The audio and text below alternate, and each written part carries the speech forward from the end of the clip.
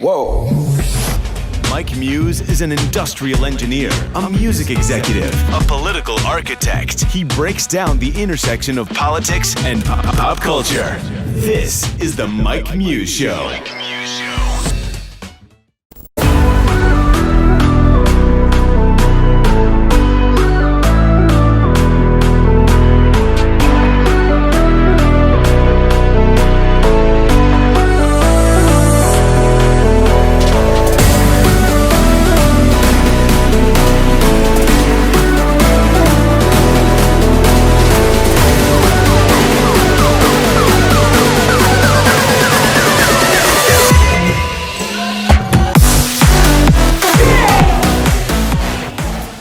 What's up, bro? It's your boy, Mike Muse. Welcome back to another episode of the Mike Muse Show. And yo, happy New Year, man. This is going to be my first time talking to you in the new year, and I'm so excited. 2019 was amazing.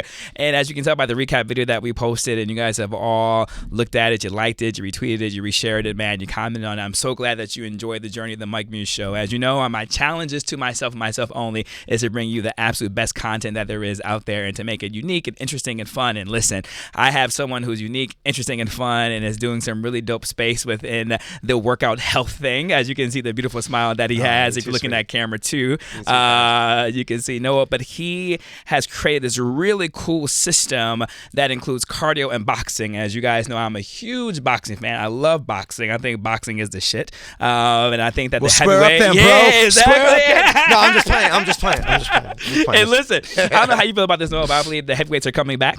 Oh my God! There was nothing like the comeback. MGM like Grand Mike Tyson in his prime, the '90s, the Sphinx, the Riddick Bowe's. That was boxing. That was when it was like WWE. Like literally. Like you followed your favorite boxer. That I think it will. I think it will with like Joshua. Oh, Joshua, he's killing. Anthony Joshua is amazing right now. Yeah, there's Fury, the whole nine, and everyone's coming back. Return to the heyday of boxing. That's a beautiful thing. Yeah, the little fellows was holding it down for a while, right? And Floyd Mayweather, that was cute. Floyd, you know what I Manny, mean? the Pacquiaos. Yeah, but I don't know. Like you had the Roy Jones Jr.'s. Like boxing is definitely making a resurgence, and I think it's due to the popularity of it as a fitness sport. Yeah, and it's just in the forefront of people's minds, so they love watching it. And that's why I wanted to have you here. So, ladies and gentlemen, that was a good segue. That was a segue. That was perfect. It's called a segue, guys. I don't know who's hosting here, me or him, but sorry. Noah Neiman is the founder of Rumble, and Rumble is this really cool gym here in New York City that combines boxing and cardio. And I really wanted to have you here because strength training. And strength training. And the reason I wanted to have you here is because it's the top of the year, it's a new year, so everyone is doing these cheesy shows of health and fitness, but I didn't want to make it cheesy. Like it is. Right? Just because what you're doing is super cool and it's super dope and it's exciting. And folks, when you go in there, it's dimly lit, it's sexy, everyone's beautiful. I think it's a criteria. You have to be beautiful to even go in there. You just got to come with a good heart and good hustle. That's it. I swear to God. Good heart, good hustle, and you're welcome. You can sit at our table any day. Oh, I can sit with you? Any day. This is not Mean Girls over here.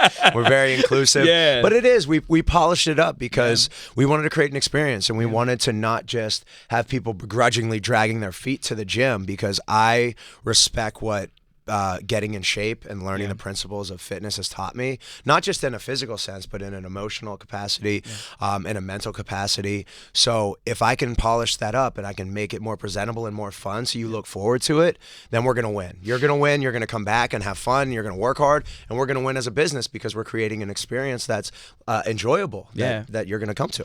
But I think that's what it is, because I look forward to it. Like when you go, you don't want to miss out. It's like the fear of missing out, FOMO. right? It's the FOMO. It is Not like, the FOMO. And what's your hashtag? Do you rumble? Right? Like it's this whole do you rumble. narrative of lifestyle, and I think that going to the gym just seems so archaic now, right? It can get boring and monotonous. And I noticed it when I was in my gym, the class I was going to, everyone started incorporating boxing in some form or fashion. It's the wave, man. And then being the boxing fan, I never had done any boxing techniques prior to, but then it allowed me to have a better appreciation for boxing, actually, right? For all like the technicality aspects of it. And then the cardio that these guys are doing in the ring is absolutely phenomenal. You created Rumble prior to boxing and the heavyweights having this resurgence. So I feel like you were on the cusp of something. How did you actually even have this vision to even start Rumble?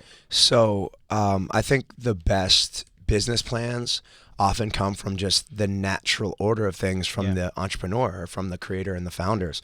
So I had always used martial arts and boxing and strength training as a means to keep my wild emotions in check.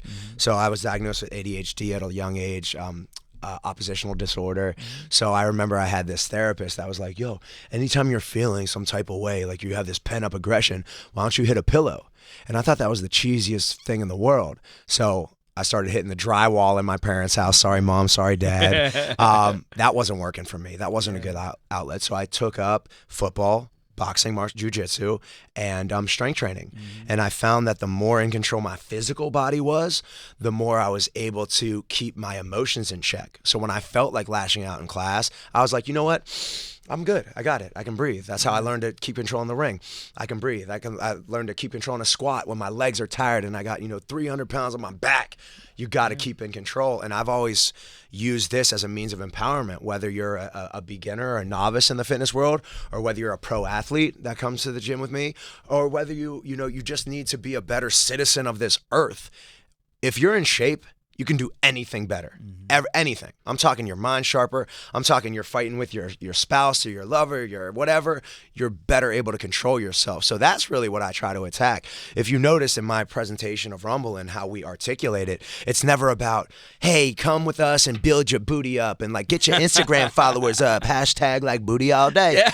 It's like, it's not like that for us. It's like, God, you're funny. we're gonna do dope shit with dope people. We're gonna turn the lights out low. We're gonna remix some ASAP Ferguson, some Hood Pope, and we're gonna punch shit and we're gonna lift weights and we're gonna feel really fucking good doing it. And you're gonna walk out feeling like a rock star, so that when I come to Sirius and you're kind enough to host me, I can feel powerful in front of this mic. Yeah. When you go into the office place, you can really command that space because you feel physically in charge. Yeah. So that's really what we talk about. That's our ethos, and that comes from just, again, a lifetime of myself and my co-founders, Eugene Rem, Anthony DeMarco, Andy Stensler, of what we wanted to see in the fitness space. Shout out to Eugene Rim, man. He's so dope. I I've been here for my 10 June days. What up, Eugene? I haven't seen you in a minute, man. And shout out to Catch and Catch Steak. I see you wave, Eugene. They are doing massive things. So Tillman Fertitta just partnered up with them. So Catch Hospitality Group just opened up this incredible space, Catch Steak. It's delicious. To compliment. It is unbelievable. But it's not just, so you're going to see a lot of parallels to Catch and how they present their brand, and Mark Birnbaum and Eugene Rem, and how we present fitness and Rumble, how we incorporate a lot of hospitality moments, a lot of these key integral things that make Rumble as special as it is. We take that from what Eugene has done in the hospitality space. So from 10 June, that was one of the most iconic nightclubs in history. It was. The opening day, they had Jay on the mic. They had Ye on the mic. They had Rihanna there. They had Diddy there. That's opening damn night. That is. Yeah. And you couldn't have paid Ye to get on the mic like that, but because he created an environment of inclusivity and fun. Yeah. Ye grabs the mic. All right, let me do, Gold Digger for you guys. Yeah. That's dope. So we took a lot of what Eugene has learned in nightlife and hospitality, just catering to people's need to have experiences, not just eat food, but have an experience with food.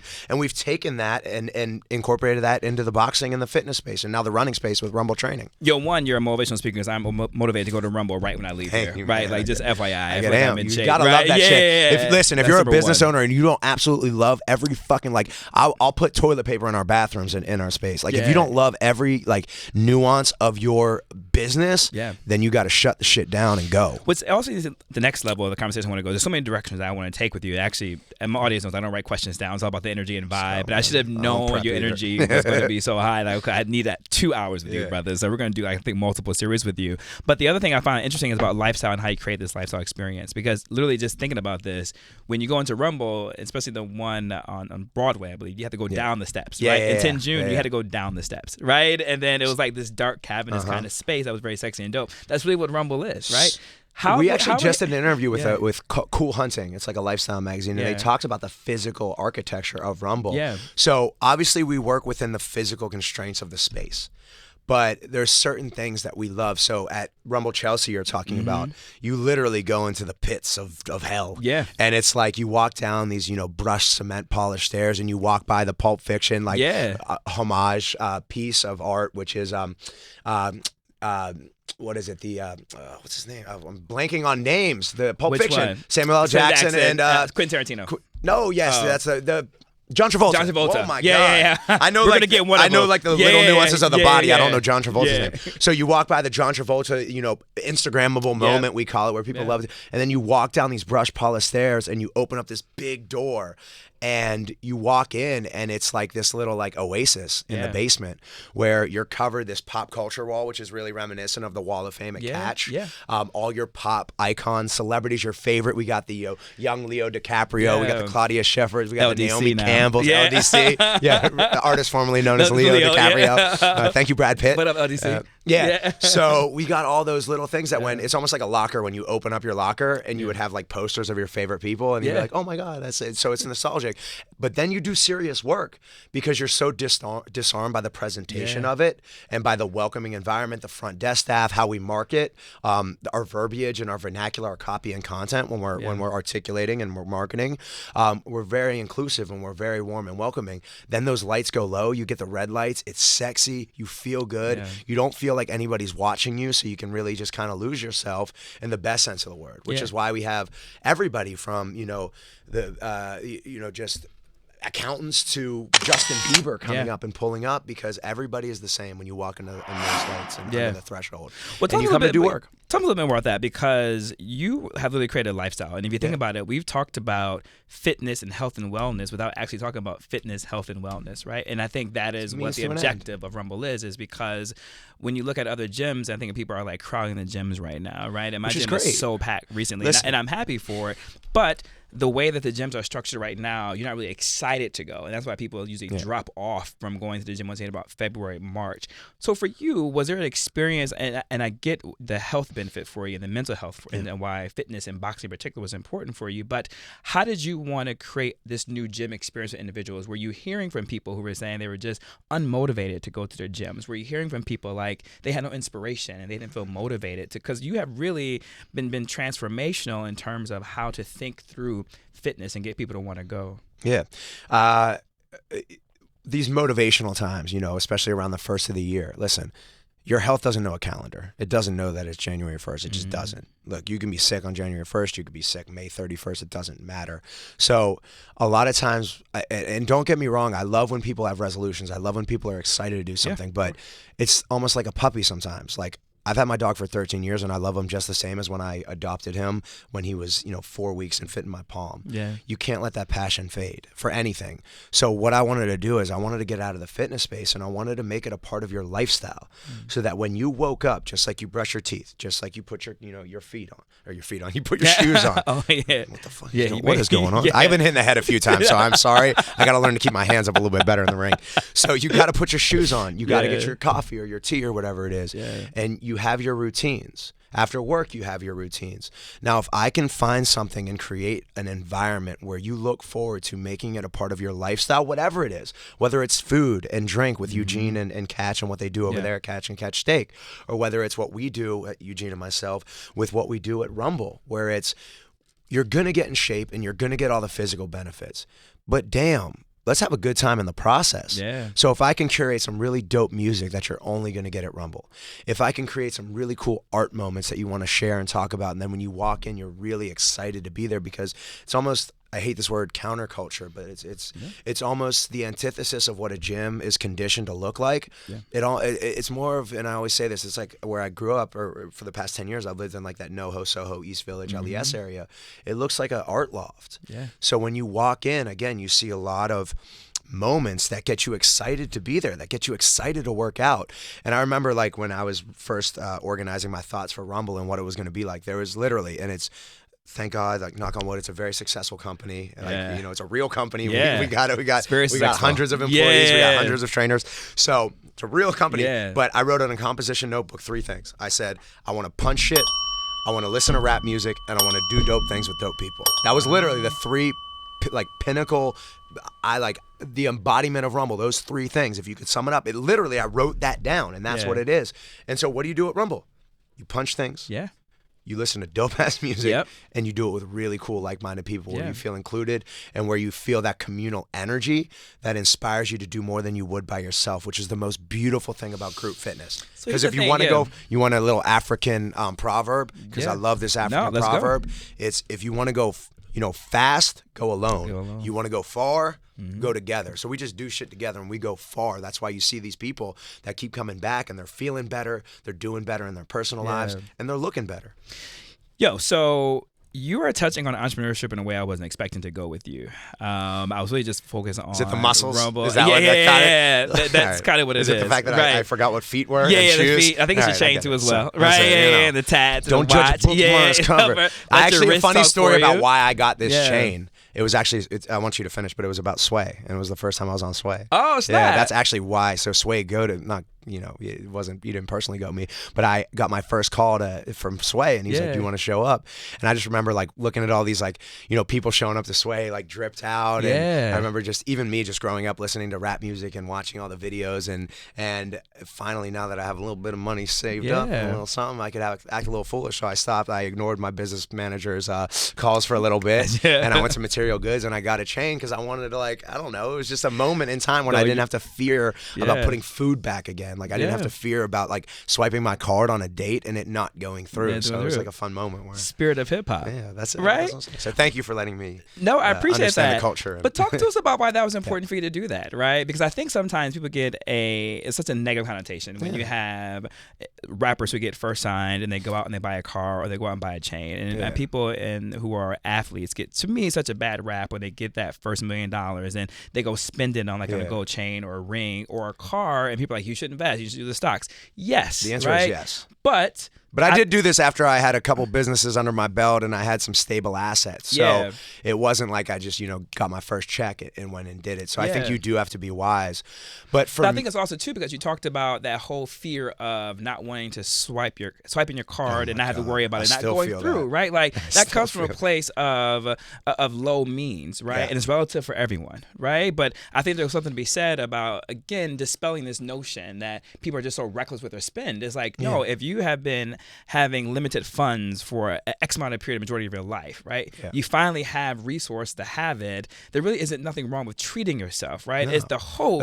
Now I'm on my soapbox, right? It's the hope that people will actually then wrap around them to provide them the financial service it means that they do. But we have to stop putting such a negative connotation on that moment they do go buy something nice for themselves. Don't judge anybody, and you shouldn't judge anybody because you don't know their story, you don't know what they've been through. But what I will thank you for bringing that chain story to the forefront. I think it's important to talk about that. I think you were there too. I think you were there the first time I was on Sway. Yeah, that's how I met you. Yeah, but that's what I'm saying. This full circle moment, and for me, like things like this, like jewelry and cars, were always about a moment in time where I didn't have to be fearful anymore. Yeah. So definitely, like for the young kids that do get a little bit of money, definitely invest and definitely focus on that first, because this has always inspired me to work harder. Like not just the tangible things, but the impact that I've had on my communities. That was so I always try to focus on value adding, and then hopefully that value will come back in terms of people's time, effort, energy, and money. So as an entrepreneur and as a business owner, I always focus and invest in the experience. What's going to make you feel good? How can I elevate and how can I evolve what I'm bringing to the table so that you want to willingly? I don't have to market, I don't have to be shady, I don't have to be a trickster on it. I want to present something and say, listen, this is who we are, and if you like it, come rock with us. And so touching back to like the chain and stuff, I don't know. I just remember I was so excited, and I've been fortunate enough to garnish a lot of media attention, and my businesses have been really supportive. And you never can do it by yourself. It's never you. But I don't know. And I showed up. I just wanted to to physically feel like, okay, I'm sitting in a chair that Ye's yelling at Sway, and like I'm sitting in a chair where my boy Trini is at. Like I wanna come correct. Hip hop is so transformational, right? And hip hop is such a part of our DNA now, and it's part of our nations or our constitutions, of pop culture, our lexicon, right? It's kind of what makes us who we are, right? That's why it's the most consumed genre out Number there. one now. Yeah, that is out there when it comes to that. But I want to talk about entrepreneurship for a minute because you keep hitting on that. I want to just pull that out because also too, not only is fitness people's number one goals for the top of the year, but entrepreneurship is also at the top of minds for individuals. People say, this is the year I'm going to start my own company. This year I'm going to start my own business. For you, how did that awakening or the vision of Rumble come? I know you said you wrote in your composition book and you had the 3 things that you wanted. Were you in the shower? Were you in the plane? Were you in the boxing ring getting knocked upside your head? Like it's everything. But I mean, it's everything. So I had to do a lot of shit that I didn't want to do so that I could do things that I wanted to do eventually. And most people don't understand that. I had to work, a job. I was doing my accounting job, and then I was doing some stuff in nightlife, which really helped me get my network up. So I was at night going out and hosting parties and having fun with my friends and meeting new people in New York City while I had my 9 to 5 and doing things that I really didn't like to do. So most people think it's all or nothing. You have to just, if I'm going to start a business, I got to quit my job. That's not realistic. Yeah. So people don't understand that. We got bills, we have obligations. Some of us have kids. I have a dog, I got to pay for it. He's not earning anything. So I got to pay for his organic vegan dog food or whatever the hell he eats. So, but we have obligations. So I hate this, this entrepreneurial cult culture that I say on Instagram, where the guy's in front of the Lamborghini and he's like, you too could have all this. Quit your job. You're being a bum. Like, you want it, you got to work hard. You got it. And even to touch back at Eric the preacher, Eric, not to take shots at anybody, but what you mean. Yeah. You got to be more successful than you want to breathe. Yeah. And it sounds good, right? Sounds amazing in the moment. Ready. I'm ready to flip this chair and start multiple businesses. Yeah, literally. But that shit ain't real. It's not. Okay? I say it all because the first time. off, talk your wait, hold ish, up, let's Noah. breathe. I want to fucking breathe. Yes. I need to breathe. Yes. You got to breathe so that you can collect your thoughts and you can strategize on how you can capitalize on the moments that you have and budget so that you can create really valuable skills so that you can give those skills to your community. And that's how you create a business. So when you're saying and no, listen, don't come after me, internet. I know you guys are real. I'm really just talking real. And listen, if that works for you and that inspires you to get up and invest in yourself so that you can better serve your communities and really identify how you can add value to the culture, and that's how you generate money. Yeah. It's not the other way around. So entrepreneurs nowadays are so focused on what's my get rich, what's my get fit quick scheme. And quick. And also, too, as you're saying, there's so many people on these Instagram entrepreneur motivational speakers that make people feel good for the moment. And they making money, but guess what? Your audience ain't making money like that. And they're making money off of things that are just not even real, right? It's all about this motivational thing, right? But then also, too, this whole team no sleep. I hate that hashtag, too, as well. Instagram, I have some business partners that do that, so I love them, and I think you need to sleep. Yes, you need to sleep, and trust me, you want to know the best way to get your mind right? Yeah. Sleep on it. Sleep on it. Literally. If I wake up and I'm not fresh, I can't do what I need to do as an entrepreneur, as a human, as a person. So this whole I'll eat when I'm dead, or I'll sleep when I'm dead. Yeah. I won't eat until my belly's rattling and it's hungry and cool. That sounds great, and I think Instagram has fostered this culture of that because it looks good. But I want people to be successful, even if it means I make less money, even if it means people aren't subscribing to my Instagram page. I'm just going to tell you what it is. And my journey as an entrepreneur started when I was 12 years old. I just didn't know it. Yeah. So all of my losses, all of the times, and I've been through fucking hell, man. Yeah. I've almost OD'd on drugs. I've been addicted to drugs, painkillers, a lot of stuff. I've been broke. I've been wealthy. I've had short money. I've had long money. I've been fat. I've been skinny. I've been healthy. I've been unfit. I've been everything on this planet. And what it's taught me is empathy. Yeah. That's the most important thing. So anything that you have, any skill that you have, and you got to invest in yourself. You got to find your passion, and you got to invest in developing that passion and finding out a way that you can monetize that passion. Then that monetization comes from, again, adding value to you, adding value to other people. Always. Don't get it twisted. Always. Steve Jobs, rest in peace, said it the best, and I quote this all the time because I haven't found a better quote yet. Yeah. Focus on the product and not the profit. Yeah. Well, the product, why bet on boxing? So it was natural to me. It is so cathartic. We have so much shit going on nowadays. We have obligations, we have bills, we have taxes, we have political, a hostile political environment now. So what happens, I can't control my surroundings all the time, but I can control myself and what I do. And I've learned to harness my physical action into controlling how I feel and how I respond to those external stressors. So boxing for me was always, it looks cool. It's a dope way to work out. It's fun, but it's also incredibly cathartic.